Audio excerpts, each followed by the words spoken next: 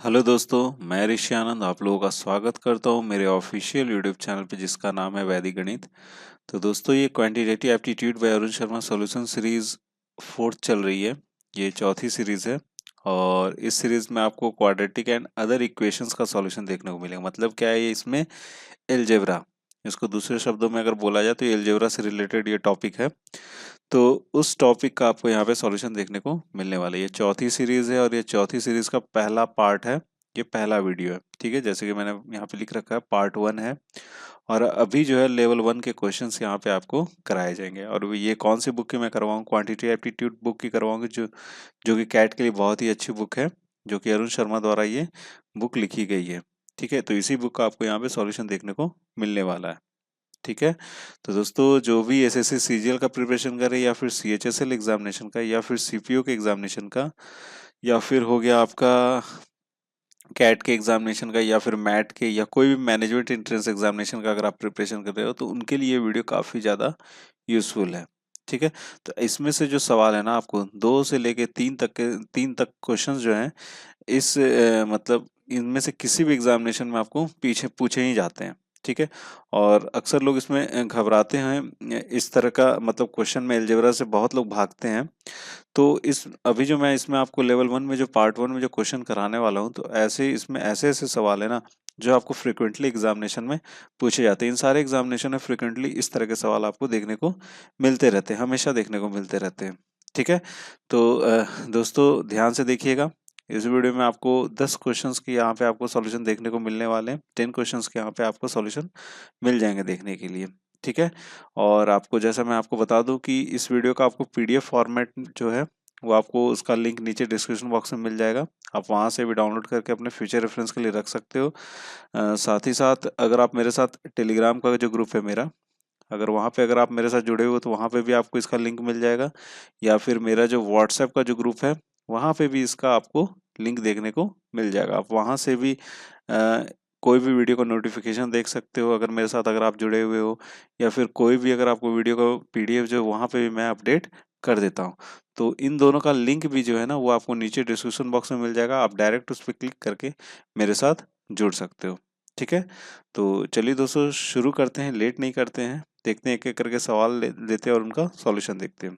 अच्छा, स्टार्ट करने से पहले एक बात और मैं आपको बता दूं, अगर आपको ये वीडियो पसंद आएगा तो लाइक जरूर कीजिएगा और अपने दोस्तों के साथ भी शेयर जरूर कीजिएगा। जो भी ऐसे दोस्त होंगे आपके जो कि इनमें से किसी भी एग्जामिनेशन का प्रिपरेशन कर रहे हैं तो उनके साथ भी शेयर जरूर कीजिएगा। ठीक है, और अगर आप इस चैनल पर नए हैं, अगर आपको लगता है कि इससे आपको फायदा होगा तो सब्सक्राइब भी करना मत भूलिएगा। ठीक है, चलिए शुरू करते हैं, देखते हैं सवाल।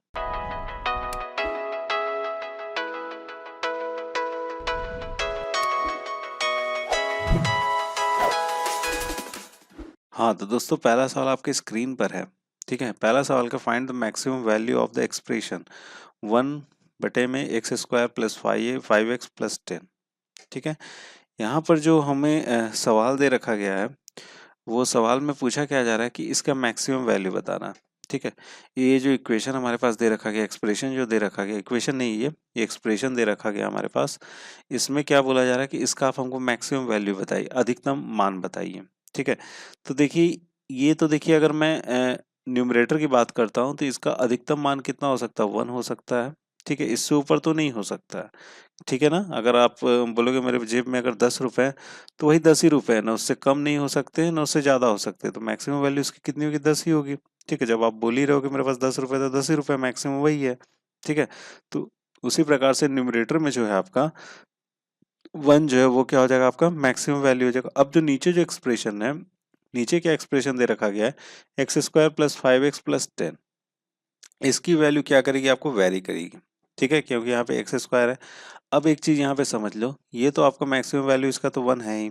ठीक है, तो इस पूरे टर्म को मैक्सिमम होने के लिए, इस पूरे टर्म को मैक्सिमम होने के लिए, क्योंकि यहाँ पे हमसे मैक्सिमम वैल्यू पूछा जा रहा है, तो इस पूरे टर्म को मैक्सिमम होने के लिए ये जो नीचे डिनोमिनेटर का जो एक्सप्रेशन है, इसको क्या होना चाहिए, पड़ेगा एकदम मिनिमम होना पड़ेगा। जितना कम से कम हो सके उतना होना पड़ेगा, तब जाके ये पूरे होल टर्म का जो मेरा जो वैल्यू आएगा वो क्या आएगा, यहाँ पे मैक्सिमम आएगा, जो चीज हमसे पूछा जा रहा है। समझ रहे हैं मेरी बात को? मैं आपको क्या बताना चाह रहा हूँ, ये नीचे वाला जितना छोटा होगा उतना ये पूरा जो एक्सप्रेशन है वो उतना ज्यादा मेरा क्या होगा, मैक्सिमम होगा। समझ गए बात को? तो इसका मतलब क्या है कि ये हमारा क्या होना चाहिए, x square plus 5x plus 10 क्या होना चाहिए हमारा, मिनिमम होना चाहिए। अब इसका हम लोग ये निकाल लेते कि इसका मिनिमम वैल्यू कितना होगा। ठीक है, ये चीज निकाल लेते। तो चलिए इसको इस तरह से सॉल्व कर लिया जाए।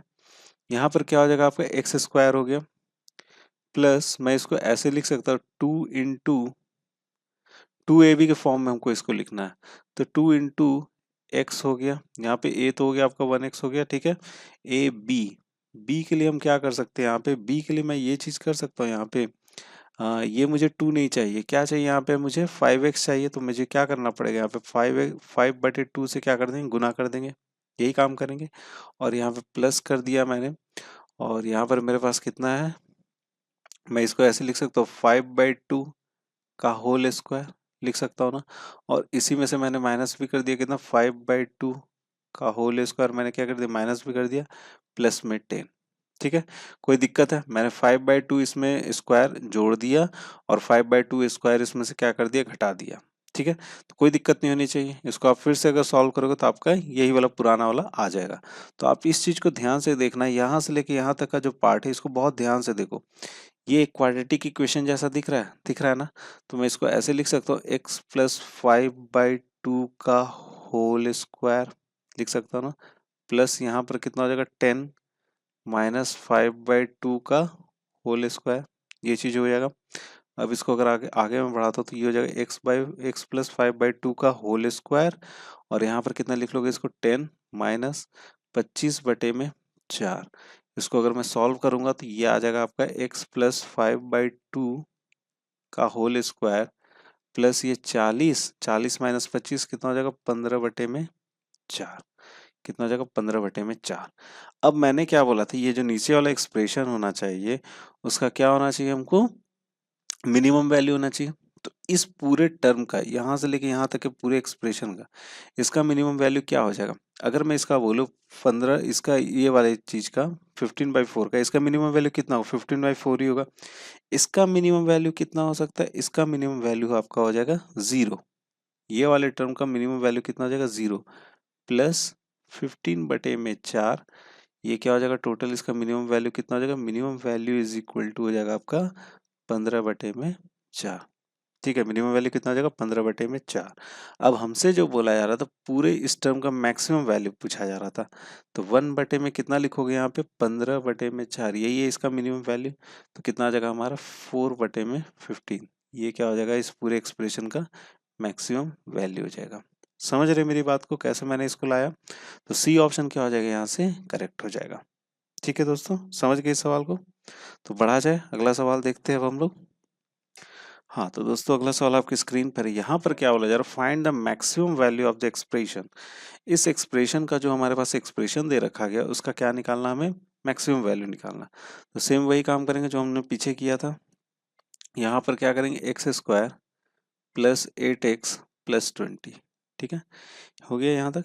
चलिए अब इसको तोड़ते हैं हम लोग। एक्स स्क्वायर लिख दिया मैंने, यहाँ पर मुझे क्या चाहिए, 2ab के फॉर्म में चाहिए, 2 लिख लिया। a कितना लिख सकता हूँ मैं यहाँ पे, 2ab के फॉर्म में चाहिए मुझे। तो यहाँ पर मैं इसको ऐसे लिख सकता हूँ, 2ab 4 × x, और यहाँ पर इसको मैंने लिख दिया 4 का स्क्वायर। ठीक है, यहाँ पर कितना लिख लिया, 4 का स्क्वायर, दैट इज 16 आएगा प्लस 4। ठीक है, ये दोनों को जोड़ोगे तो कितना आएगा, 20 आएगा। और यहाँ पे हमको क्या करना पड़ेगा, माइनस भी करना, नहीं माइनस नहीं, कुछ भी नहीं करना पड़ेगा। ठीक है, अब ये जो यहाँ से लेके यहाँ तक का जो टर्म है ये हमारा क्या है, एक क्वाड्रेटिक इक्वेशन आपको दिख रहा है ना। तो ये कितना हो जाएगा, एक्स प्लस 4 का क्या हो जाएगा, होल स्क्वायर हो जाएगा, और प्लस में कितना हो जाएगा, 4। यही चीज हो जाएगा। और हमसे जो यहाँ पूछा जा रहा था, अधिकतम मान पूछा जा रहा, मैक्सिमम वैल्यू पूछा जा रहा। तो मैक्सिमम वैल्यू के लिए ये वाला एक्सप्रेशन जो है इस पे हमें ध्यान देना पड़ेगा, एक्स प्लस 4 का होल स्क्वायर पे, क्योंकि इसकी जो मैक्सिमम वैल्यू होगी वो कितनी होगी, 4 होगी। और इसकी जो मैक्सिमम वैल्यू हो जाएगी वो मैक्सिमम कहाँ तक जा सकता है, आपका इन्फिनिटी तक जा सकता है, क्योंकि एक्स का वैल्यू कुछ है ही नहीं। आप x का वैल्यू कितना दे सकते हो, पूरा इन्फिनिटी तक दे सकते हो। तो इन्फिनिटी हो जाएगा तो उसका मैक्सिमम वैल्यू कितना हो सकता है x का, इन्फिनिटी तक हो सकता है। तो इन्फिनिटी प्लस 4 या इन्फिनिटी में कुछ भी जोड़ोगे तो वो कितना आएगा आपका, इन्फिनिटी आएगा। तो इन्फिनिटी प्लस 4 कितना हो जाएगा, फिर से इसका पूरे का एक्सप्रेशन का जो अधिकतम वैल्यू हो जाएगा वो कितना हो जाएगा, यहाँ पे इन्फिनिटी हो जाएगा। ठीक है, जो कि इनमें से कोई भी सही नहीं है। वैसे ये सवाल नहीं आता एग्जामिनेशन में, जब भी पूछेगा इस तरह का जब भी सवाल रहेगा तो इसमें आपसे मिनिमम वैल्यू ही पूछा जाएगा, क्योंकि इसका मैक्सिमम वैल्यू आपका कहाँ तक चल जाता है, इन्फिनिटी तक चला जाता है, जो कि आपको एग्जामिनेशन में नहीं पूछा जाएगा। तो इन चारों ऑप्शन में से कौन सा सही होना चाहिए, हमारा डी ऑप्शन क्या हो जाएगा, यहाँ से सही हो जाएगा। समझ गए इस सवाल को ना। चलिए अगला सवाल देख लिया जाए। हाँ तो दोस्तों अगला सवाल आपके स्क्रीन पर है। यहाँ पर क्या पूछा जा रहा है, find the minimum value of the expression p plus 1/p। ठीक है, यहाँ पर जो हमें एक्सप्रेशन दे रखा गया वो क्या दे रखा गया, p प्लस 1/p। और एक चीज यहाँ पर बहुत अच्छी चीज लिख रखी गई है, वो क्या लिख रखा गया, p is greater than 0। p की वैल्यू जो होगी वो ग्रेटर देन क्या होगा, 0 होगा। अब यहाँ पर एक चीज आपसे बोला गया कि मिनिमम वैल्यू बताइए इस एक्सप्रेशन का, और एक बात और बोला जा रहा है कि p जो है 0 से बड़ा है। तो हमें p जब 0 से बड़ा है तो इसका मतलब क्या है कि ये टर्म जो होगा ये क्या होगा, मेरा पॉजिटिव होगा। p जब 0 से बड़ा है तो ये दोनों टर्म मेरा क्या होगा, पॉजिटिव होगा। ठीक है, और मिनिमम बोला जा रहा है, तो मेरा जो पॉजिटिव में कम से कम मेरा कितना नंबर हो सकता है, 0 से ही बोल रहा बड़ा होगा, तो कम से कम मेरा नंबर कितना हो सकता है, 1 हो सकता है। तो 1 plus 1 plus 1 is equal to 2। तो इस पूरे टर्म का मिनिमम वैल्यू कितना हो जाएगा, 2 हो जाएगा। तो सी ऑप्शन क्या हो जाएगा, यहाँ से करेक्ट हो जाएगा। ठीक है फ्रेंड्स, समझ गए इस सवाल को। बढ़ते अपना अगला सवाल देखा जाए। हाँ तो दोस्तों अगला सवाल आपकी स्क्रीन पर है। अगला सवाल क्या है, if the product of the roots of the equation x square minus 3 bracket start 2a plus 4 bracket close into x plus a square plus 18a plus 81 is equal to 0 is unity, then a can take the values as. देखिए यहाँ पर जो हमारे पास जो equation दे रखा गया है इसमें बोल क्या रहा है कि इनका जो प्रोडक्ट ऑफ रूट्स होगा, इनका जो प्रोडक्ट ऑफ रूट्स होगा इस इक्वेशन का, वो क्या आपको यूनिटी के बराबर है। यूनिटी का मतलब क्या होता है, 1 के बराबर है। तो ए का वैल्यू मुझे आप बताइए। मतलब प्रोडक्ट ऑफ रूट्स अगर मैं बोलता हूँ कि इनकी इस इक्वेशन का जो इक्वेशन हमारे पास दे रखा गया है, इसका प्रोडक्ट इनका इसका जो दो रूट है वो कौन कौन सा रूट है, एक अल्फा और एक क्या बोल दिया हमने, बीटा है। अब क्या बोला जा रहा है कि इन दोनों का product of roots is equal to कितना, 1 के बराबर है। यही बोला जा रहा है ना, यूनिटी है। तो प्रोडक्ट ऑफ फ्रूट्स कितने के बराबर है, 1 के बराबर है। प्रोडक्ट ऑफ फ्रूट्स क्या होता है आपका, c/a होता है। तो c यहाँ पर कौन सा टर्म है, ये पूरा टर्म मेरा क्या है, c है। और यहाँ पर c/a होता है तो यहाँ पर a कितना आपको 1 है ना भाई, 1 है। तो यहाँ पर मैं क्या लिख सकता हूँ आपको, a square plus 18a plus 81 बटे में कितना हो जाएगा, 1, 1 ही है ना, a इज इक्वल टू कितना हो गया, 0a इज इक्वल टू कितना हो जाएगा आपका, यहाँ पे 1 हो जाएगा। यूनिटी बोला जा रहा है ना, 1 के बराबर हो जाएगा। तो ये लिख सकता हूँ मैं, A square plus 18a plus 81 is equal to 1। और इसको और अगर हम सॉल्व कर दे तो A square plus 18a plus 80 is equal to 0, 1 इधर आ जाएगा तो माइनस हो जाएगा। चलिए अब इसको सॉल्व कर लीजिए, क्वाड्रेटिक इक्वेशन हमारे पास बन के आ गया। तो ए स्क्वायर हो जाएगा प्लस, इसको मैं लिख सकता हूँ 10a plus 8a plus 80 is equal to 0। चलिए इसको सॉल्व कर लीजिए, तो a आ जाएगा आपका a प्लस 10, और यहाँ पर कितना लिख लोगे, 8a plus 10 is equal to 0। यहाँ से आ गया आपका 8 प्लस 10 और आ जाएगा आपका a plus 8 is equal to 0। तो a की दो वैल्यू आ गई, a की दो वैल्यू, एक आ गई a इज इक्वल टू -10 और एक हो जाएगा आपका -8। तो कौन सा ऑप्शन सही हो जाएगा हमारा, सी ऑप्शन क्या हो जाएगा, यहाँ से करेक्ट हो जाएगा। समझ गए इस सवाल को ना। चलिए अगला सवाल देख लिया जाए। हाँ तो दोस्तों अगला सवाल आपकी स्क्रीन पर है। अगला सवाल क्या है, for the equation 2 to the power a plus 3 is equal to 4 to the power a plus 2 minus 48, then the value of a will be. यहाँ पर हमारे पास एक इक्वेशन दे रखा गया है, उसमें हमें a का मान ज्ञात करना है। ठीक है, बहुत सिंपल सा सवाल है। देखिए इसको करना कैसे सॉल्व है, यहाँ पर क्या दे रखा गया, 2 to the power a plus 3 is equal to 4 to the power a plus 2 minus 48, यही दे रखा गया। ठीक है। तो हम एक काम कर सकते हैं, इन सारे जो ऑप्शन है ना उसको पुट करके हमको LHS is equal to RHS हम लोग देख लेते हैं, उससे हमारा क्या हो जाएगा, यहाँ पे प्रॉब्लम सॉल्व हो जाएगा। ठीक है, एक तो वो काम कर सकते, एक ये काम कर सकते कि हम इसे थोड़ा सा छोटा कर दें, फिर उसके बाद ऑप्शन पुट करें, तो हो सकता है हमारा आसानी से जवाब आ जाए।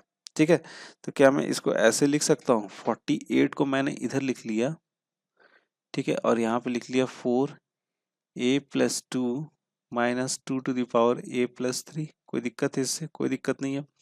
48 को मैं लिख सकता हूँ 2 टू द पावर 4 इंटू 3, 16×3 = 48 होता है ना। ठीक है, यहाँ पर मैं इसको लिख सकता हूँ 2 का square a+2 -2 to the power a+3।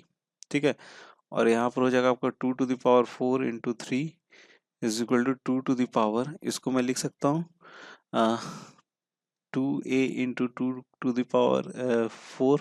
कोई दिक्कत है? इसे जोड़ा था मैंने इससे, ठीक है, 2 से मल्टीप्लाई कर दिया, माइनस इसको क्या लिख लिया 2 टू द पावर a, और 2 का क्या हो जाएगा, क्यूब हो जाएगा। ठीक है, यहाँ पर हो गया आपका 2 to the power 4 into 3, 2 to the power, यहाँ पर मैंने क्यूब को बाहर निकाल लिया, और यहाँ पे क्या बच जाएगा, 2 to the power 2a into 2 -2 to the power a। ठीक है, ये यहाँ से क्या हो जाएगा, कैंसिल आउट हो जाएगा। यहाँ क्या इक्वेशन हमारा अंतिम बन के आ जाएगा, 2 into 3 is equal to 2 to the power 2a into 2 -2 to the power a। आ गया हमारा इस तरह से इक्वेशन निकल के। अब आसानी से आप इसमें a का वैल्यू पुट करो, और यहाँ पर आप अपना आंसर देख लो। ठीक है, ये काम हम पहले भी कर सकते थे। ठीक है, कोई दिक्कत नहीं, आप यहाँ पे भी पुट करके निकाल सकते हैं, इस एक्सप्रेशन में भी और इस एक्सप्रेशन में भी। ठीक है, यहाँ पर LHS आपका क्या आता है, LHS यहाँ पे आता है 2 इंटू 3 दैट इज 6। ये क्या हो गया आपका, LHS हो गया।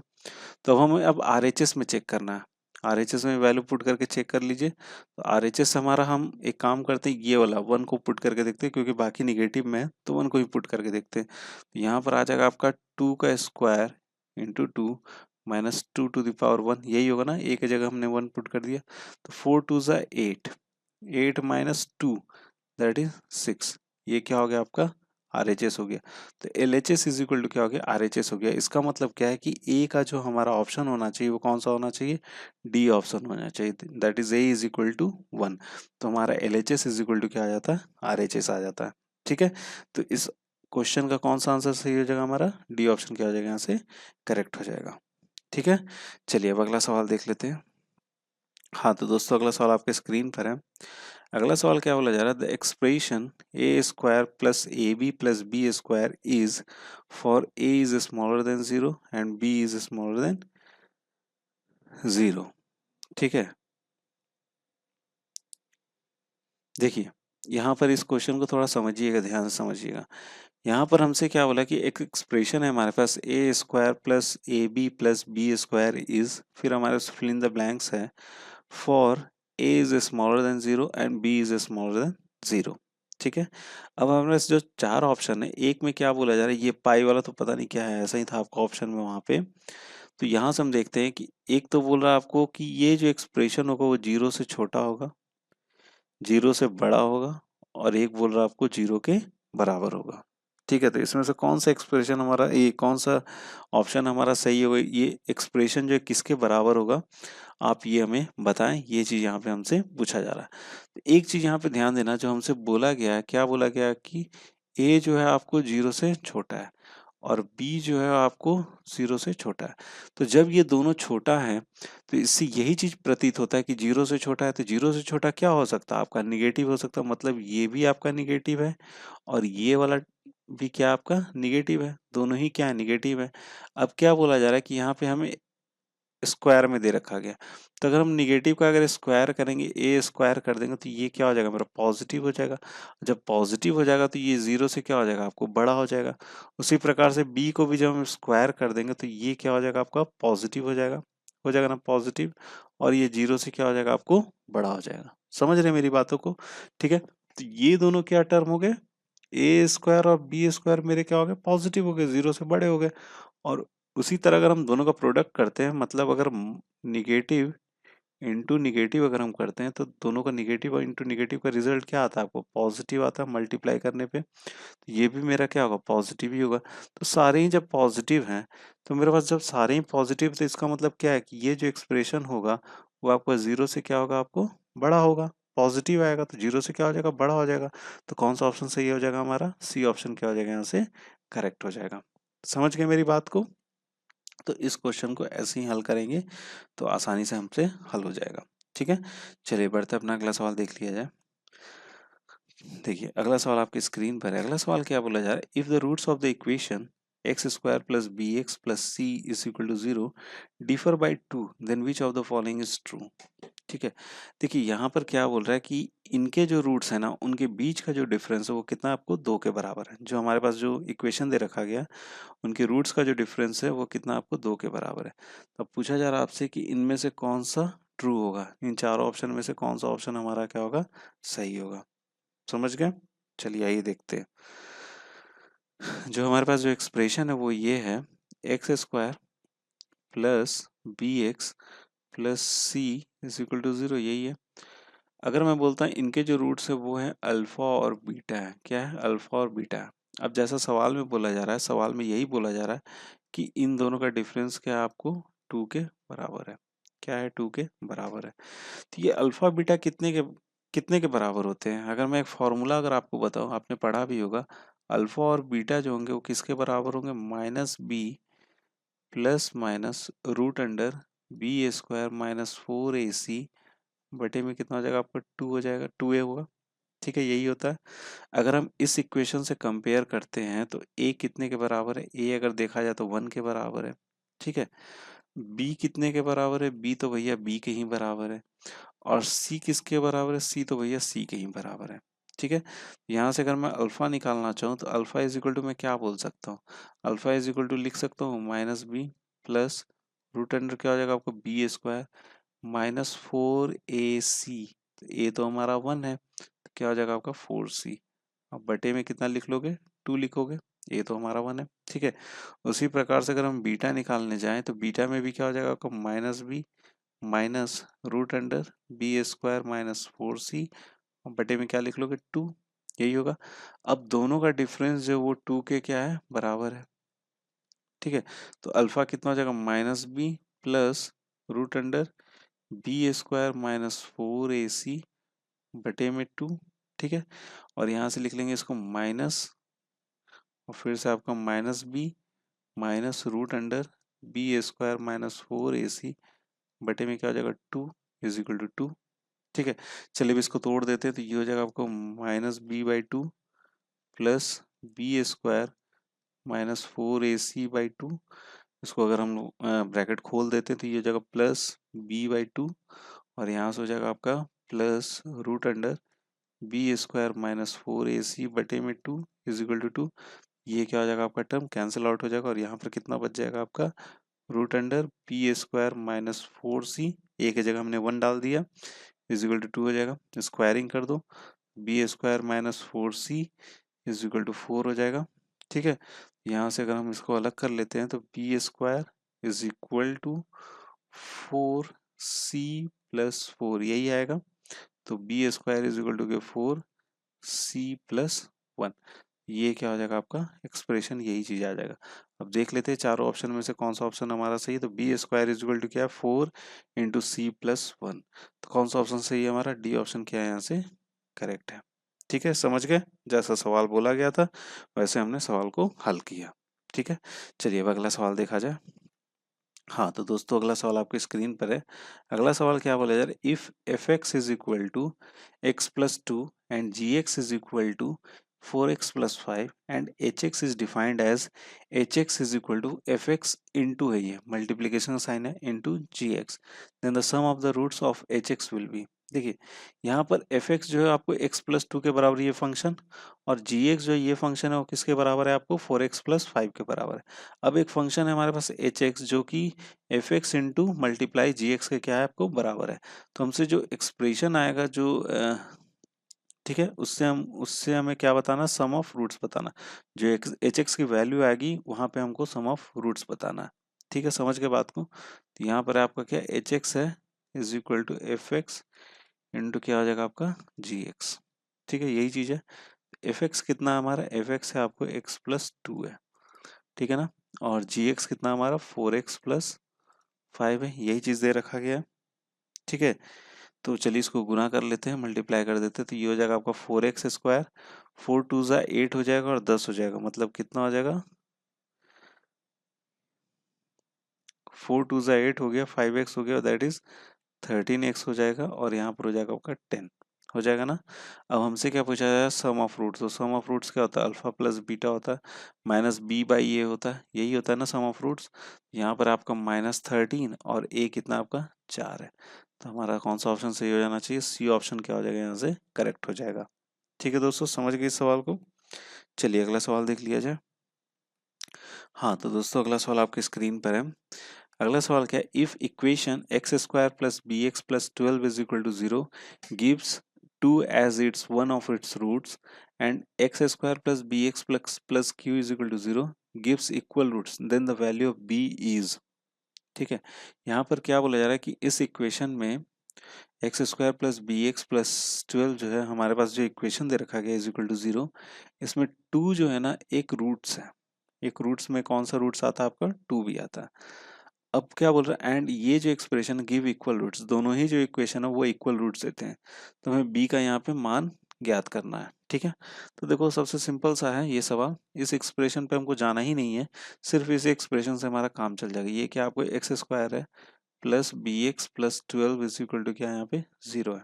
ठीक है, अब क्या बोल रहा है, वन ऑफ द रूट्स क्या आपको टू है, मतलब x का जो वैल्यू, एक वैल्यू कितना आपको दो के बराबर है, तो चलिए टू को पुट कर देते, ये हो जाएगा आपका टू का square plus b into two plus twelve is equal to zero. ठीक है, ये हो जाएगा आपका चार, और ये हो जाएगा आपको टू बी प्लस बारह इज इक्वल टू जीरो, तो ये दोनों को जोड़ देंगे तो कितना हो जाएगा, 16 हो जाएगा, तो two b is equal to कितना हो जाएगा यहाँ पे -16, then b is equal to कितना हो जाएगा आपको -8, तो बी की वैल्यू कितनी हो जाएगी -8, तो option b is the correct answer. समझ गए इस सवाल को। चलिए अब अगला सवाल देख लिया जाए। हाँ तो दोस्तों अगला सवाल आपके स्क्रीन पर है। अगला सवाल क्या है, if the roots of the equation a square plus B square bracket close x square minus two a C plus B d x plus c square plus D square is equal to zero are equal, then which of the following is true. ठीक है, बहुत अच्छा सवाल है ये। चलिए इसको भी हल कर लिया जाए। इसमें क्या बोल रहा है कि जो हमारे पास जो इक्वेशन दे रखा गया ना, ये जो इक्वेशन दे रखा गया, इतना लंबा चौड़ा सा जो इक्वेशन दे रखा गया, इसमें जो है ना इनके जो रूट्स हैं वो क्या आपको इक्वल हैं, इनके रूट्स क्या आपको इक्वल हैं, तो इन चारों स्टेटमेंट में से कौन सा स्टेटमेंट करेक्ट होगा, ये चीज़ आप हमें बताइए, ट्रू कौन सा है इसमें से। देखिए इस सवाल में हमसे क्या बोला जा रहा है कि इस सवाल में ये बोला जा रहा है कि इनके रूट्स जो है ना वो इक्वल हैं।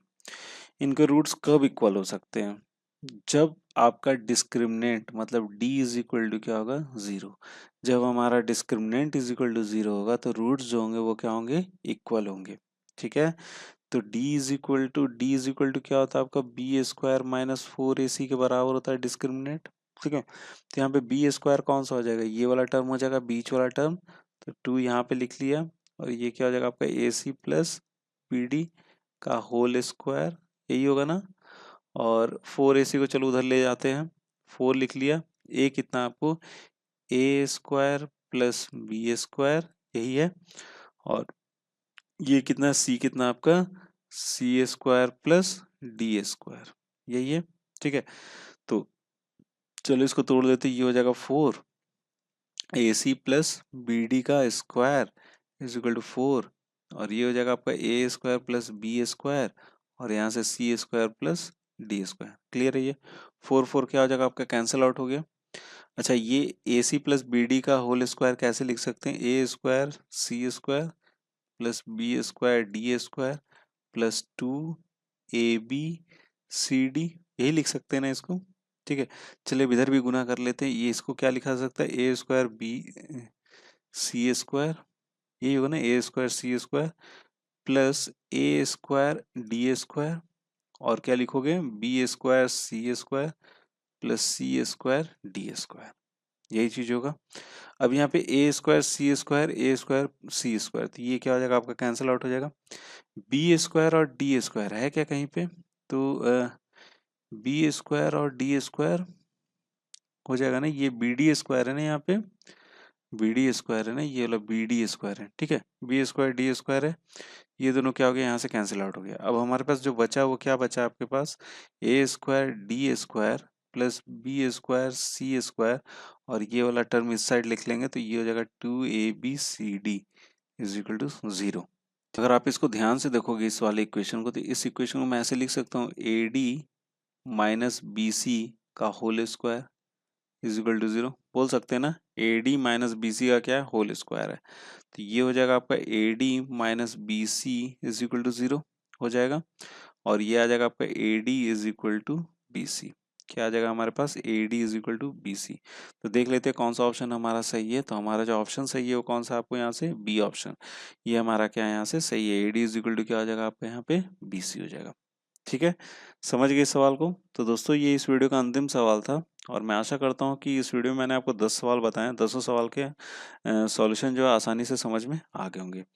तो आप मुझे कमेंट करना मत भूलिएगा, प्लीज़ आप मुझे कमेंट करके ज़रूर बताइएगा आपको ये वीडियो कैसा लगा। ठीक है, कमेंट बॉक्स एकदम भर जाना चाहिए, बताओ मुझे कैसा लगा ये वीडियो।